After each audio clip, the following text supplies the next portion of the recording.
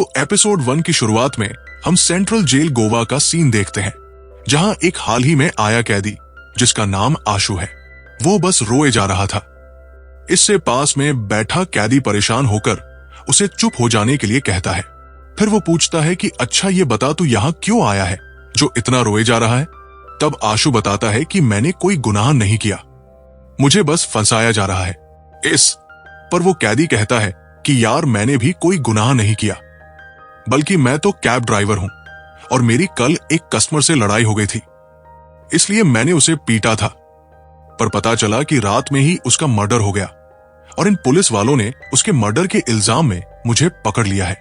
तब आशु भी कहता है कि मुझ पर भी तो मर्डर का इल्जाम लगा है और वो बताता है कि मैं लोगो रेस्टोरेंट में काम करता था और वही के मालिक ने मेरा मजाक बनाया था और कल रात उसका मर्डर हो गया जिसके इल्जाम में मुझे पकड़ लिया गया है।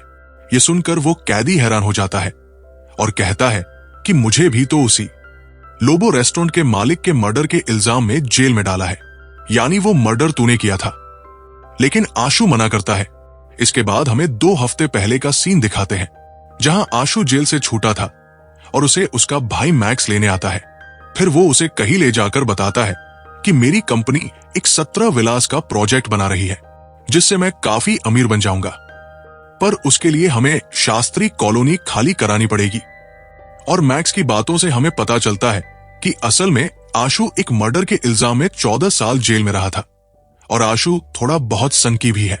जिसके बाद मैक्स आशु को तैयार करके एक क्लब में ले आता है, जहां मैक्स के सारे दोस्त और उसकी बीवी निशा मौजूद थी। और यहां पता चलता है कि मैक्स के सारे दोस्त आशु के बचपन के दोस्त हैं और ये लोग आशु के हकलाने का बहुत मजाक बनाते थे। अब यहां मैक्स आशु को एक फोन गिफ्ट देता है और फिर मैक्स के दोस्त जो उसके बिजनेस पार्टनर भी है, वो मैक्स से पूछते हैं कि अब आशु छूट तो गया है, इसको रखेगा कहां तू? जिस पर मैक्स कहता है कि आशु को थोड़ा आराम करने दे। फिर देखते हैं अब अगले दिन जब आशु की आंख खुलती है तो वो मैक्स के घर में था। वहां वो मैक्स की बेटी इरा के साथ खेलता है।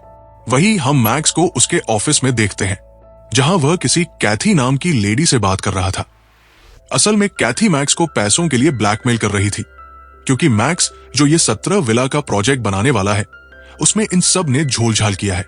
इसलिए कैथी मैक्स से पैसे मांग रही है, जिस पर मैक्स उसे बहुत कम पैसे ऑफर करता है और इसी बात पर कैथी के से बहस हो जाती है।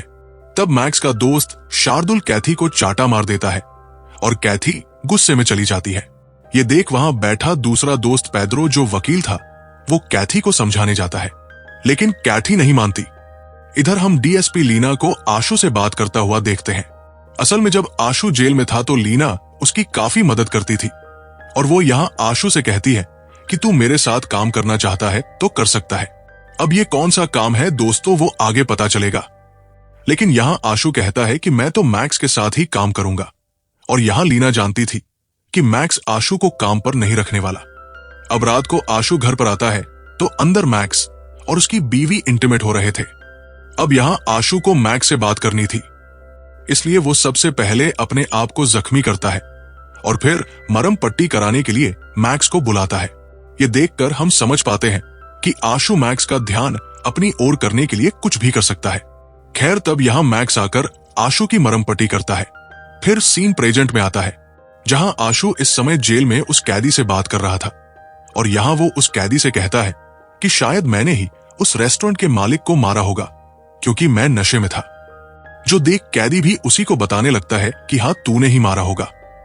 यहीं से सीन दोबारा पास्ट में जाता है, जहां आशु मैक्स से कहता है कि मुझे भी अपनी कंपनी में जॉब लगवा देना, जिस पर मैक्स कहता है कि ये काफी बड़ा प्रोजेक्ट है, ये निपट जाए फिर देखते हैं और तू हमारा काम नहीं संभाल पाएगा।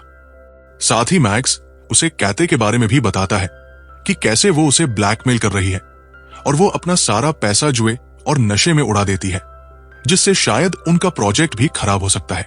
इसके बाद आशु सबसे पहले मैक्स के डॉक्यूमेंट से कैथी की फोटो निकालता है और अगले दिन से कैथी पर नजर रखने लगता है।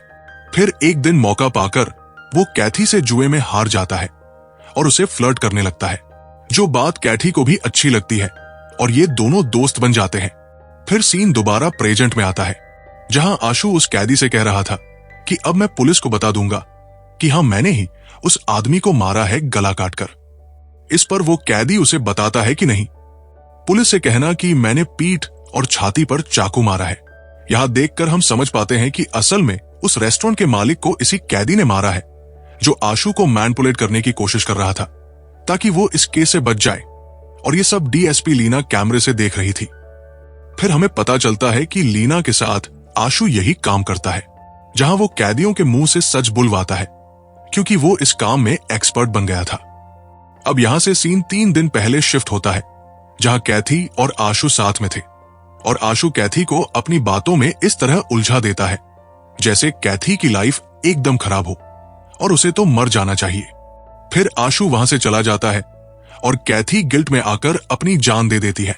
यानी आशु अपनी बातों से किसी को भी मैनिपुलेट कर सकता था।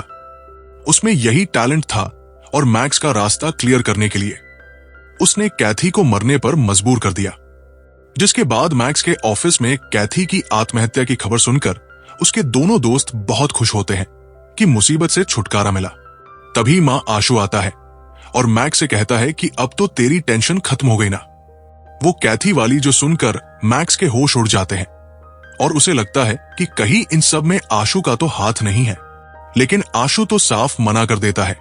फिर मैक्स आशु को कुछ रुपए देता है कि कहीं रूम ले ले और आराम से रहे। ये प्रोजेक्ट खत्म होने के बाद मैं तुझे ये जॉब दिलवा दूंगा।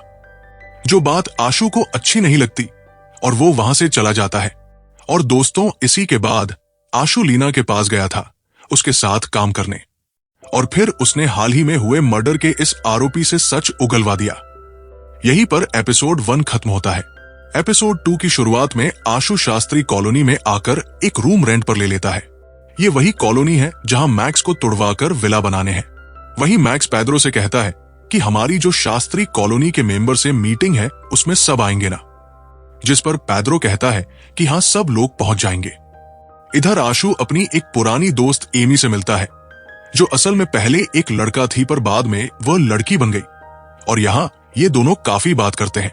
फिर वो अपने अपने रूम पर चले जाते हैं और ये एमी भी आशु के घर के पास ही रहती थी।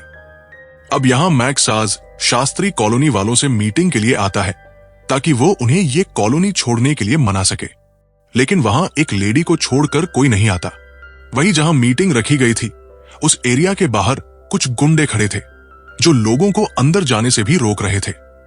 फिर जब आशु पैद्रो पर गुस्सा करने लगता है कि लोग क्यों नहीं आए, तो वहां बैठी वो औरत कहती है कि लोग आएंगे भी नहीं, तुझे शास्त्री कॉलोनी चाहिए ना, यहां की मैं ही करता धरता हूं, मुझसे डील कर ले, तभी तुझे एक कॉलोनी मिलेगी। जो सुनकर मैक्स को बहुत गुस्सा आता है और वो पैद्रो से कहता है कि तूने ये सब पहले से पता क्यों नहीं करा। फिर जब वो अपनी कार से जाने वाला होता है तो देखता है कि इन गुंडों ने उसकी कार सड़ा दी है, जिसे वो पैद्रो से साफ करने के लिए कहता है और खुद मैक्स शार्दुल के साथ चला जाता है। अब जब पैद्रो कार साफ कर रहा होता है तभी वो देखता है कि यही पास में वो आशु रह रहा है।